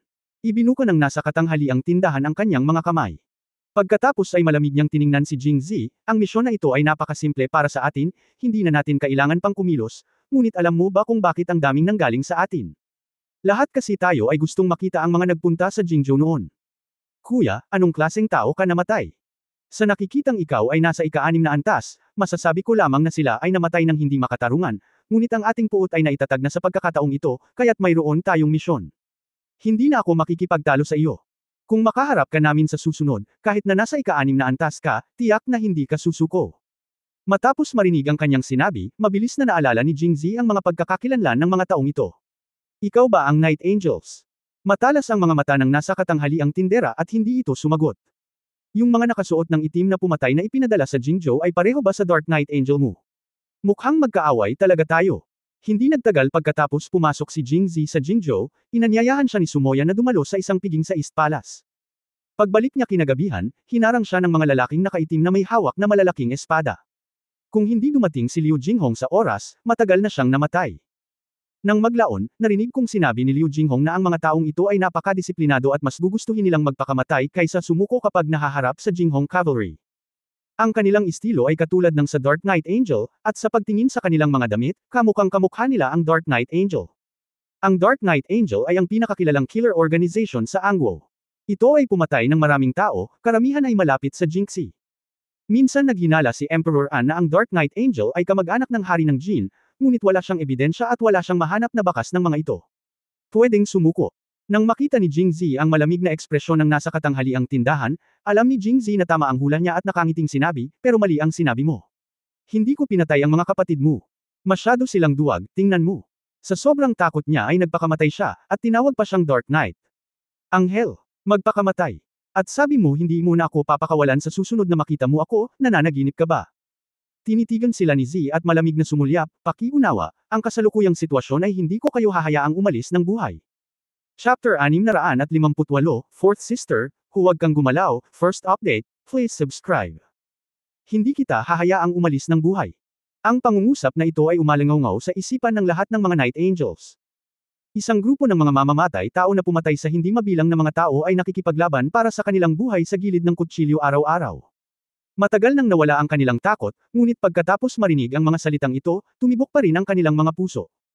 Si Jingzi ay isang pang-6 na antas na strongman. Kahit na kumuha siya ng banyo powder, hindi siya matatakot. Aabutin ng kalahating buwan bago mangyari ang pag-atake, kaya madali silang patayin ngayon. Nakaramdam din ng galit ang nasa katanghaliang tindahan. Nang sabihin ni Jingzi na, suicide messenger, sila ngayon, medyo nagalit siya. Noong una ay gusto niyang magsabi ng masasakit na salita, ngunit bago pa siya makapagsalita, sinabi ni Jingzi sa halip ang mga masasakit na salita. Hindi niya alam ang kasalukuyang sitwasyon. President Jing, huwag mong kalimutan, nalason ka ni Banyu Esen. Well, ano ang susunod na mangyayari? Ngumisi si Jingzi, sa tingin mo ba kailangan kong makinig sa iyo dahil nalason ako ng Banyu Esen? Kung gayon, hahayaan kitang gawin ang gusto mo. Kung gayon, hindi ba ito ay katangahan para sa ako? Gumawa ng inisyatiba upang akitin ka ngayon lang. Pagkatapos ay hinugot niya ang Emperor's Sword. May granada nga siya, ngunit ang pagharap sa napakaraming mamamatay na nasa ikatlo o ikaapat na antas lamang, ang paggamit ng mga granada ay isang pag-aaksaya. Nang makita siyang bumunot ng kanyang espada, medyo kinabahan si Pei Yangtze. Zir, Ban Yusan. Alam ni Pei Yangtze kung gaano kalakas si Ban Yusan, at nag-aalala siya na kung direktang papatayin ni Jingzi ang kalaban at magagalit si King Jin, ano ang mangyayari kung hindi sila binigyan ni Haring Jin ng antidote. Huwag kang mag-alala, fourth sister.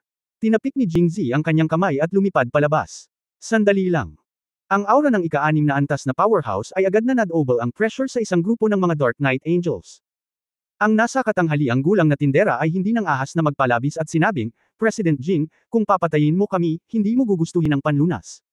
Parang sinasabi na kapag hindi kita papatayin, ibibigay sa akin ni King Jin ang antidote. Napakaraming alagad sa palasyo ng tungtian. Hindi naman yata niya gustong ibigay, pero wala siyang masyadong antidote. Gamot. Si Tung Tian Shuang Monster ay mayroon lamang 5 antidote sa kanyang buhay, ilan kaya ang mayroon si King Jin? Kalimutan mo na, nilason pa niya ang babae ko. Hindi ko kaya. Dapat mamatay ang sinumang maglalakas loob na hawakan ang babae ko. Mukhang nataranta ang nasa katanghaliang tindahan.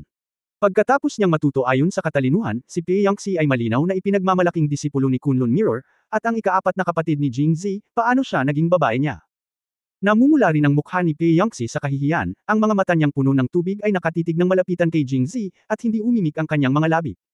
Kuya, huwag kang yumuko sa kanya. Tama, pinatay niya ang napakaraming kapatid natin noong nakaraang pagkakataon, at hindi pa nga tayo nakakapaghiganti sa kanya. Kuya, sabay natin siyang patayin. Pagkatapos ng lahat, ang Night Angel sila ay isang grupo ng mga profesional na mamamatay. Bagamat natatakot sila sa ika-6 na antas ni Jingzi, hindi na nila matiis na mapahiya at pilitin siya ng paulit-ulit. Ang nasa katanghaliang gulang na tindero ay nagngangalit ang kanyang mga ngipin at itinaas ang kanyang ulo na may mapupusok na mga mata. President Jing, balak mo ba talagang patayin ang isda at basagin ang lambat? Mamamatay ang isda, nginisyon ni Jingzi, ngunit hindi masisira ang lambat. Bagamat ang mga anghel sa gabing ito sa tapat niya ay nasa mas mababang antas kaysa sa kanya, nakaranas sila ng napakaraming pagpatay. Ang kakayahang umangkop ay medyo mahusay. I-set up ang formation. Nagutos ang nasa katanghaliang gulang na tindera, at pinalibutan ng mahigit 20 Dark Knight assassin sina Jingzi at Pei Yangtze. Ang mga tao sa harap niya ay nagpakita ng kanilang mga espada at dumiretso patungo kay Jingzi, ngunit ang mamamatay na nasa likod niya ay umabot sa kanyang mga braso, at nang ilabas niya ang mga ito, lahat sila ay may maraming nakatagong armas sa kanilang mga kamay na kumikinang sa malamig na liwanag. Whoosh! Pagkatapos ay may tunog ng isang matulis na sandata na bumabagsak sa hangin, at 12-dosenang o daan-daang mga nakatagong armas ang sumugod sa kanilang dalawa. Pagkatapos ng lahat, ang Dark Knight Angels ay lumalabas upang magsagawa ng mga killer mission sa buong taon, at ang mga kalaban na kanilang kinakaharap ay hindi mabilang sa mas mataas na antas kaysa sa kanila. Nakabuo din sila ng isang serye ng mga kasanayan ng Killing the High with the Low. Halimbawa, ngayon, kung gumamit ka ng nakatagong sandata para i-clear ang daan, kahit nakasing lakas ka ng isang master, kailangan mo pa ring gamitin ang tunay na enerhiya para ibahin ang anyo ng defensive barrier para harangan ang nakatagong sandata, at maaaring samantalahin ng iba ang puwang kung saan wala silang oras para mag-isip at umatake gamit ang kutsilyo. Ang trick na ito ay paulit-ulit na sinubukan at nasubok, hindi pa banggitin na si Jingzi ay hindi pa nakakarating sa kaharian ng isang Grandmaster, at ang impormasyon na kanilang natanggap ay nagpapakita na si Pei Yangtze ay nasa ika-6 na antas lamang ng unang yugto at hindi maaaring ilabas ang kanyang tunay na enerhiya. Kaya, tulad ng hula ng nasa katanghaliang gulang na tindero, kapag patuloy na lumalabas ang kanilang mga nakatagong armas, maaari lamang tumigil doon si Jingzi at ilabas ang kanyang tunay na enerhiya upang bumuo ng isang defensive barrier, habang si Pei Yangtze ay hindi makagalaw sa maikling panahon, dahil sa tuwing siya ay gumagalaw ay sisirain niya ang hadlang. Patayin. Ang nasa katanghaliang gulang na tindera ay sumugod na gamit ang kanyang espada, at maaari niyang patayin si Jingzi kung siya ay hahakbang pa. Ito ang sarili mong kamatayan. Saka wag mo kaming sisihin. Siyempre, ayaw ni King Jin na mamatay ang mga tao, kaya walang masama kung tadtere niya sila diba? Sa pag-iisip na ito, ang nasa katanghaliang gulang na tindera ay nakarating na sa harap ni Jingzi. Sa hindi inaasahan, sa oras na ito, isang pangitain ang biglang lumitaw. Si Jingzi, na nasa labas pa rin ng Zinki Barrier, ay biglang itinaas ang kanyang kanang kamay na nakahawak sa Emperor's Sword. Bang! Ang mga espada ay gumawa ng isang malutong na tunog ng banggaan, at pagkatapos ay ang espada ng nasa katanghaliang tindahan ay tinadtad sa lupa. Ang kanyang mga kamay ay hindi maiwasang manginig, at tinitigan niya si Jingzi nang hindi makapaniwala. Paano, posible ba ito? Ang nasa katanghaliang gulang na tindera ay nagsagawa ng maraming gawain sa mga nakaraang taon at may kaalaman. Gayunpaman, hindi pa siya nakarinig ng isang mabangis na lalaki na tulad nito na maaaring ilabas ang kanyang tunay na enerhiya sa isang kamay at magwasak ng mga tao gamit ang isang espada sa kabilang banda. Pang-apat na ate, huwag kang gagalaw. Hayaan mo akong lumipat. Panoorin mo lang ang performance ko. Marahil ay nag-aalala siya na masira ang hadlang at masira ang plano ni Jingzi, ngunit hindi talaga kumikibo si Pei Yangxi. Kailangan kong sabihin na ang kakayahan ni Jingzi na may dalawahang layunin, na katulad ng paglalaban sa isa't isa gamit ang kanyang kaliwa at kanang kamay, ay talagang kamangha-mangha. Natikman na niya ang mga benepisyo nito noong una niyang nakipag-duel kay Lin Qingshan, at ganoon din ito ngayon. Gumawa siya ng harang gamit ang isang kamay, bumalik sa normal sa kabilang kamay, at nagsimulang maglaslas gamit ang kanyang espada. Mabilis na umatras ng 2 hakbang ang nasa katanghaliang tindahan matapos maputol ang kanyang espada, habang ang iba pang mga pumatay ay sumugod. Ngunit ang mga mamamatay tao na ito ay lahat ay ginawang kanyan. Dahil sa malaking agwat sa antas sa pagitan ni Jingzi at ng mga pumatay na ito, ang sumunod ay parang isang monghe sa high school na nakikipaglaban sa isang monghe sa elementarya, isang espada sa isang monghe sa elementarya. Saan man siya pumunta, ang mga tao ay bumagsak at ang dugo at laman ay lumipad kung saan-saan. Sa isang maikling sandali, ang espada ay naglaslas ng 5 beses at pumatay ng 5 magkakasunod na tao. Huminto rin sa oras na ito ang mga mamamatay tao na susugod pa lang pataas. Ito, nagmamadali at naghahatid. Kumuha ng mga nakatagong armas, kumuha ng mga nakatagong armas. Nang makita ang kanyang mga tauhan na umaatres ng galit na galit, alam ng nasa katanghaliang gulang na tindera na hindi na siya makakatagal pa, ngunit hindi niya maaaring direktang utusan silang lahat na umatras, kung hindi, sila ang magiging target ni Jingzi. Maaari lang akong mag-utos na ipagpatuloy ang paghahagis ng mga nakatagong armas, para kahit papaano ay pansamantalang pigilan si Jingzi upang ang iba ay maka-atres sa maayos na paraan. Boss. Habang siya ay nag-uutos, ang mga anghel sa gabi sa kanyang likuran ay lahat ay nakaturo sa kanya at nauuto. Naramdaman na ng nasa katanghaliang tindahan ang panganib, dahil nakatalikod siya kay Jingzi. Base sa kanyang karanasan, hindi man lang siya lumingon sa oras na ito at tumakbo pasulong. Kabanata 659, Pagpapatuloy ng lihi ng pamilya, ikalawang update, mangyaring mag-subscribe. Matanda, boss. Hindi pa rin makatakas ang middle-aged shopkeeper, dahil sa oras na tumingin si Jingzi sa kanya, hindi na niya ito bibigyan ng pagkakataong makatakas. Hindi pa siya nakakailang hakbang ay naramdaman niya ang lamig sa kanyang leeg. Hindi man lang siya umimik at tulala. Kasi, wala na ang ulo niya. Upang mahuli ang magnanakaw, hulihin muna ang hari, ngunit hindi siya nahuli ni Jingzi at direktang pinatay. Nakikita ang madilim na mga mamamatay tao sa likuran, paano pa nila naiisip na ipagpatuloy ang pag-atake? Agad siyang nataranta at tumakas sa lahat ng direksyon. Kung wala ang mamamatay na ihagis ang nakatagong sandata, hindi na kailangan ni Jingzi na ilabas ang kanyang tunay na enerhiya at alisin ang hadlang. Agad siyang nakaramdam ng higit na pagkaluwag at hinabol siya ng kanyang espada. Binitawan din ni Pei Yangxi ang kanyang mga kamay at paa. Hinahabol ni Jingzi ang mga Night Angel sa likod niya, habang ang mga nasa harapan niya ay sa kanya. Ang antas ng mga mamamatay na Dark Knight na ito ay hindi mataas, at ang kanilang mga light skill ay natural na hindi mas mataas, kaya si Jingzi ay biglang tumalon at lumipad. Sa 3 welga, 5 na hinati ng 2, lahat ng mga mamamatay tao na tatakas na sana ay tinaga hanggang mamatay. Nang lumingon si Jingzi, nalaman niyang ang mga pumatay sa kanyang harapan ay inalis na rin ni Pei Yangxi, at ang huli na lang ang natira. Zier, buhay ka ba para magtanong? Inilagay ni Pei Yangxi ang kanyang espada sa leeg ng Dark Knight Angel at nagtanong. Haha, patayin mo ako kung gusto mo. Kung may gusto kang itanong sa akin, panaginip lang. Imposibleng tayong Night Angel, na.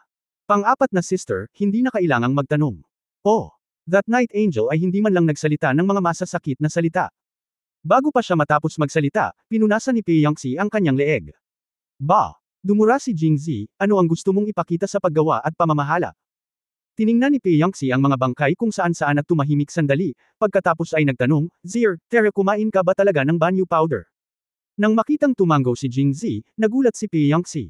Naisip niya na si Jingzi ay napakatapang at may backup na plano, kung gayon, bakit ka nang ahas na patayin sila? Pang-apat ate, hindi naman sa ganun. Ako lang ang pumatay sa kanya, bakit hindi mo rin siya patayin? Ako, pinatay ko siya dahil sa iyo. Pinandilatan siya ni Pei Yangxi at patuloy na nag-aalala, alam mo ba kung gaano kalala ang banyu powder? Kinain ko talaga ito. Sumimangot siya sandali, pagkatapos ay bumantong hininga, ngunit kahit ako ay hindi ko ikokompromiso kay King Jin para sa panlunas na ito. Ngunit, biglang tumalikod si Pi Yangxi at sinabing may mapagmahal na mga mata, ang pamilya Jing ay hindi maitatanggi. Sandaling natigilan si Jingzi. Ano ang ibig sabihin nito? Hindi kaya pinaplano ni fourth sister na panatilihin ang isang tagapagmana para sa pamilya Jing. Tumingin sa paligid, kahit na ang kapaligiran ay hindi perpekto, hindi ito imposible. Pang-apat na ate, nandito ka ba? Tara na sa kotse para gawin ito. Si Jingzi at Wang Yingqiu ay nasa sasakyan noon patungo sa Jingxi. Minsan, maaari itong ituring na ilang karanasan, iminungkahi niya. Pumunta ka sa kotse. Anong gagawin? Sumimangot si Pi Yangxi na may pagdududa. Sinabi lang ng pang-apat na kapatid na babae na hindi niya hahayaang mamatay ang pamilya Jing. Hindi ba't ibig niyang ipagpatuloy ang angkan ng pamilya para sa pamilyang Jing? Hindi naman ito magagawa sa labas, di ba? Siyempre, wala akong pakialam. Hindi ba't dahil natatakot ako na mahihiya ang pang-apat na kapatid? Kay Yangxi ang kanyang mukha ay naging pula mula sa puti, mula pula sa puti, at sa wakas ay pula at puti. Kinagat niya ang kanyang mga ngipin at binigyan ng isang malakas na sampal ang puwete ni Jingzi. Hoy, fourth sister, anong ginagawa mo? Hayaan mo akong tulungan kang maalala ang isang bagay. Tingnan natin kung maglakas loob kang mag-isip ng mga random na bagay araw-araw sa hinaharap. Kinurot ni Pi Yangxi ang bewang niya at galit na sinabi. Ha! Tinakpan ni Jingzi ang kanyang masakit na puweten dahil sa pananampal ni Pi Yangxi, at medyo nalilitong tanong, hindi ba iyon ang ibig sabihin ng pang-apat na kapatid na babae? Tanga ka bang tanga o nagpapanggap ka na tanga?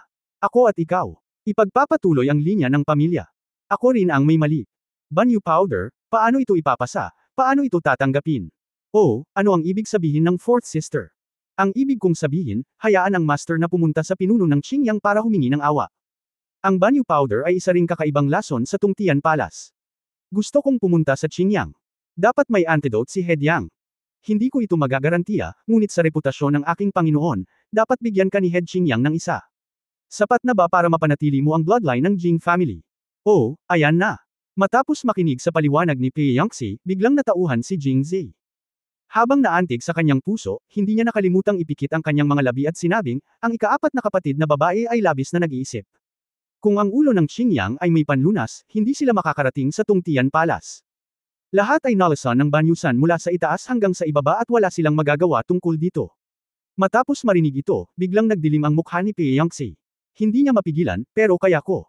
Habang sinasabi niya iyon, naglabas si Jingzi ng isang maliit na bote ng gamot mula sa kanyang damit. Nang mapatay niya ang Tungtian Twin Monsters, nakakuha siya ng 5 antidotes ng banyu powder.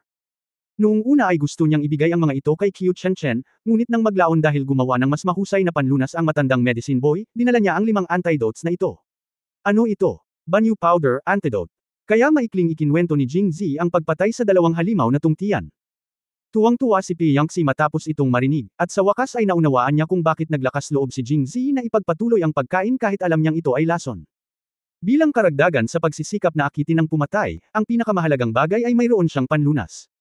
Gayunpaman, hindi nagtagal matapos siyang matuwa, muli niyang itinaas ang kanyang baywang. Pang-apat na kapatid, ano ka? Kung ngayon lang ako pumayag, kakalagkarin mo ba talaga ako sa kotse? Para ipagpatuloy ang linya ng pamilya. Yung, bastos ka. Habang nag-aalangan si Jingzi, itinaas ni Pi Yangxi ang kanyang kamay at hinampas siya. Sa sobrang takot ni Jingzi ay tumakbo siya palayo. Jingxi, Jin Palace. Makalipas ang isang araw, natanggap ni Haring Jin ang balita. Ang mahigit 20 Dark Knight Angel na ipinadala ay hindi pa bumabalik, at nagpadala siya ng mga taong dalubhasa sa pag-espiya sa katalinuhan upang sabihin sa kanya na lahat ng higit sa 20 Dark Knight Angel ay napatay. Gayunpaman, walang bakas ng banyu powder na inalis nila. Ayon sa on-site na bakas na naiwan sa unang inn, matagumpay na nagamit ang banyu powder. Ang hari ng Jin ay may parehong kagalakan at kalungkutan. Ang masaya syempre ay pumanaw na si Jingzi at ang iba pa. Kung gusto nilang mabuhay, dapat silang lumapit sa kanya. Ang nakakalungkot ay ngayon, lalo siyang nagiging hindi sigurado sa ugali ni Jingzi. Bakit niya pinatay ang lahat ng Night Angels kahit alam niyang nalason siya? Hindi ba siya natakot na hindi siya bigyan ng antidote? O baka desidido siyang panatilihin siya para iligtas si Xu Jinping at hindi siya nang ahas na patayin siya, kaya kumilos siya ng walang prinsipyo. Naisip ni King Jin at biglang nakaramdam ng sobrang galit. Prinsipe Jin. Sa oras na ito, sumugod din ang pinuno ng Qingyang. Halatang narinig niya ang balita, na bakas sa mukha niya ang takot. Huwag kang mag-alala. Bagamat pinatay niya ang lahat, hindi na kailangang mag-alala ng labis, dahil kumain na sila ng banyu esen. Kailangan na lang nating magpadala ng mga tao para sundan sila ngayon. Pagkatapos ng 5 araw, unti-unting magkakabisa ang lason ng Banyu Esen. Kapag muling nagpakita ang ating mga tao kapag masama ang pakiramdam nila, hindi ako naniniwala na magiging matapang siya kapag hinihintay niyang kumalat ang lason. Kung si Jingzi ay tinamaan lamang ng banyu powder, marahil sa kanyang walang ingat na ugali na personality, kahit na siya ay bugbugin hanggang mamatay, hindi siya bibigyan ng antidote, at hindi tiyak kung siya at si Su Jinping ay mamamatay ng magkasama. Gayunpaman, ang kanyang ika-4 na kapatid na babae na si Pei Yangxi ay nalason din ng Banyu Esen. Hindi pa ba niya papansinin ang pang-4 niyang kapatid? Ang matandang Diyos, si Haring Jin, ay nag-iisip. Chapter 660 Master ay patay na. Maligayang bagong taon. Prinsipe Jin. Sinabi ni Head Qingyang na may mapurol na hitsura sa kanyang mukha, marahil ang dahilan kung bakit siya nang ahas na patayin ang Dark Knight Angel ng tahasan ay nakuha na niya ang antidote sa Banyu Esen. Ito ay imposible. Nang matapos siyang magsalita, winagiway ni King Jin ang kanyang kamay. Wala ka man lang antidote para sa banyu powder, nasa kamay na ng haring ito ang lahat. Paano siya magkakaroon ng antidote? Nang matapos ni Haring Jin ang kanyang pagtanggi, tumingin siya sa ulo ni Qingyang na biglang nagulat, at pagkatapos ay mukhang hindi tama. Prinsipe Jin, ang aking Panginoon, ay patay na. Pagkasabi nito, naramdaman ng ulo ng Qingyang na siya ay nagdadalamati. Ano? Paano ito posible? Hindi makapaniwala si King Jin. Ang pinuno ng Qingyang ay si Tungtian Shuangguai, ang dating pinuno ng Tungtian K. Dalawa rin sila sa wala pang 10 Grandmaster na natitira sa mundo. Bagamat si Master Mingji ng Qindian Sect at Master Peijing ng Kunlun Mirror ay parehong may status ng isang master, nakamit lang nila ito sa nakalipas na ilang taon, at hindi sila kasing galing ng 2 halimaw ng Tungtian. Paano naging posible na ang 2 master na ito na may sapat na seniority at mataas na antas ay patay na? Kaya naman, hindi ito pinaniwalaan ni Haring Jin. Prinsipe Jin, kung hindi ko lang nakita ng sarili kong mga mata, hindi ako maniniwala. Lumalabas na kahit na ang paanan ng Changsheng Mountain ay isang ipinagbabawal na lugar, ito ay hindi para sa pinuno ng Qingyang. Kahit na master ang Tungtian Twin Monsters, mayroon silang 3 pagkain sa isang araw, kasama ang pagkain, pag-inom, at pagtatae. Ang pinuno ng Qingyang ay maghahatid ng pagkain na kanilang kinakain ng regular. Pagkatapos ng lahat, ang Tungtian Twin Monsters ang kanyang Panginoon. At dahil sa martial arts tournament, ang sect leader na si Qingyang ay hindi nagkaroon ng oras na bumaba. Naghintay siya hanggang sa matapos siya sa kanyang trabaho para sa araw bago siya bumaba sa kanyang mga gamit. Nang makita niya ang mga putol-putol na bangkay ng kambal na halimaw ng Tungtian, tuluyan na siyang natigilan. Pagkatapos niyang kumalma, tiniis niya ang kanyang takot at hinanap ang katawan ng 2 halimaw sa Tungtian. Noon lang niya na-realize na hindi lang ang martial arts secrets ng Tungtian K nila ang nawawala, pati na rin ang lason mula sa banyu powder. Tapos nagmamadali siyang tumakbo para sabihin kay King Jin. Matapos marinig ito, kinurot ni King Jin ang kanyang baba at kumunat ang noo sa pag-iisip. Sinabi mo lang na nakuha ni Jingzi ang antidote. Ibig mo bang sabihin ay si Jingzi ang pumatay sa iyong amo at sa iba pa? Tumango si Head Qingyang, at pagkatapos ay nagsabi, alam ko kung ano ang kainahinala ni Haring Jin, pagkatapos kahit na si Jingzi ay napakatalino, siya ay nasa kalagitnaan lamang ng ika-6 na antas, at ang aking Panginoon at ang iba pa ay nasa kaharian ng mga Panginoon sa loob ng maraming taon, kaya't wala siyang pagkakataong manalo. Ngunit pumunta ako upang makita ang pagkamatay ng aking Panginoon, at ito ay napatay sa mismong pambobomba sa J. Lin. Si Qing siya na pinatay noong nakaraang gabi, kaya nahulaan ko na siya iyon. Ganun pa man, umiling pa rin si King Jin. Sinabi mo rin na ang iyong Panginoon at ang iba pa ay nasa Master Realm sa loob ng maraming taon. Kahit na mayroon siyang nakatagong sandata na maaaring sumabog, siya lamang ang hindi makakapatay sa kanilang dalawa. Paano kung nasugatan ng aking amo noon? Nasugatan ka ba kanina? Kung ang 2 Tungtian na halimaw ay nasugatan noon, posible nga na gumamit si Jingzi ng isang nakatagong sandata upang magplano laban sa kanila, ngunit ang susi ay, sino ang maaaring hayaang masugatan ang kanilang 2 amo? Kaya tanong ni King Jin. Bago ang kompetisyon sa martial arts, nang pumunta ako sa ipinagbabawal na lugar upang maghatid ng pagkain sa huling pagkakataon, sinabi sa akin ng aking amo na narito na naman ang matandang medicine boy na nagnakaw ng breakthrough flower, at parang gusto niyang nakawin ang breakthrough na bulaklak. Pumunta lang ako sa ipinagbabawal na lugar. Sa oras na iyon, tumingin ako at nakita kong nawawala nga ang Pu Jinghua. Ibig mong sabihin, sinaktan ng matandang medicine boy ang iyong amo para nakawin ang Pu Jinghua. Baka hindi. Nahuli niya ito, ngunit siya at ang matandang medicine boy ay orihinal na nasa iisang grupo. Pinag-aralan ni Head Qingyang, narinig kong sinabi ni Master noon na ang matandang medicine boy ay napakahusay at mas makapangyarihan kaysa sa kanila. At hindi masasabi ng mga tagalabas na marunong siya ng martial arts. Hindi ba ito katulad ni Jingzi? Bagamat hindi pa ipinahayag ni Jingzi ang kanyang Panginoon ay maaaring magturo ng isang disipulong tulad niya na hindi pa sapat na kabataan upang maabot ang isang pang-6 na antas, kaya dapat siya ay maging isang tunay na Panginoon. Matapos marinig ito, sa wakas ay tumango si King Jin. Iyon na nga siguro. Si Jingzi ay isang matalinong tao. Kung wala siyang antidote, hindi siya magiging matapang.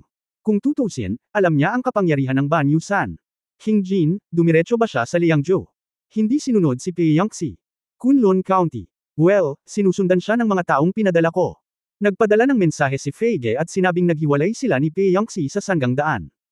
Bumalik si Pei Yangxi sa Kunlun County, at pumunta siya sa kanluran kasama ang tanggang iyon. Okay. Sinabi ni Leader Qingyang ng, okay, ng 3 beses na sunod-sunod, na may sakam na tingin sa kanyang mga mata. Tumingin si King Jin at malamang nahulaan niya ang iniisip niya. Patay na ang 2 halimaw mula kay Tungtian, hindi ba magandang bagay para sa pinuno ng Qingyang?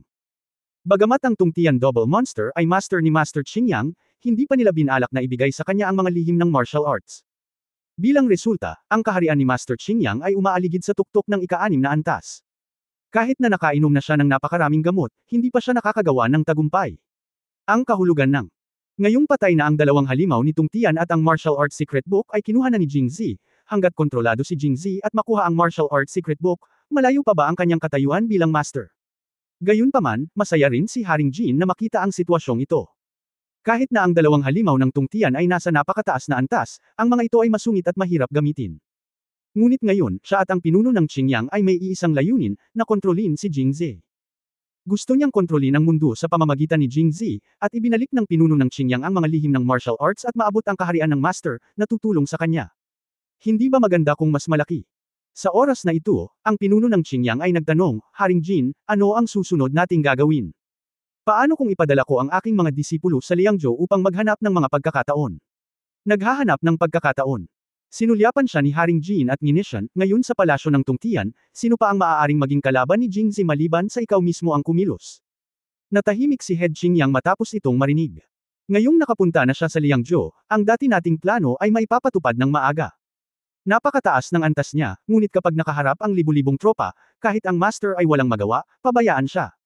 Biglang sabi ni King Jin. Paglingon niya, muli siyang nagtanong, ano ang sitwasyon ngayon sa Liangzhou? Katulad ng dati, ang mga barbaro sa kanlurang Xinjiang ay hindi nagpatuloy ng ilang araw. Ngunit ang pagkakaiba sa pagkakataong ito ay ang mga tao mula sa Yayao Kingdom ay nakialam, na naging sanhi ng Zhejiang sa ang mga barbaro ay hindi nang ahas na harapin ng Jinghong Cavalry, at ang lahat ng mga kabalyero ay umatras sa Hanoi, na 10 milya ang layo mula sa pader ng lungsod ng Liangzhou. Bansa ng Yayao. Haha, ang grupo ng mga tropang babae ay walang dapat ikatakot. Tumawa ng 2 beses si King Jin at nagpatuloy. Tinanong, handa na ba ang mga butil at damit na may cotton padded na hiniling ko sa iyo na ihanda dati? Handa na. Lahat ng lumang bulak na hindi mainit ay ibinenta sa pamilya Zhou sa Roshao. Ang magandang bulak ay ginawang damit na may cotton at itinago sa butil. Okay, ang plano ay maaaring isulong. Ngumisi si King Jin. End of this chapter. For more updates, click on the notification bell.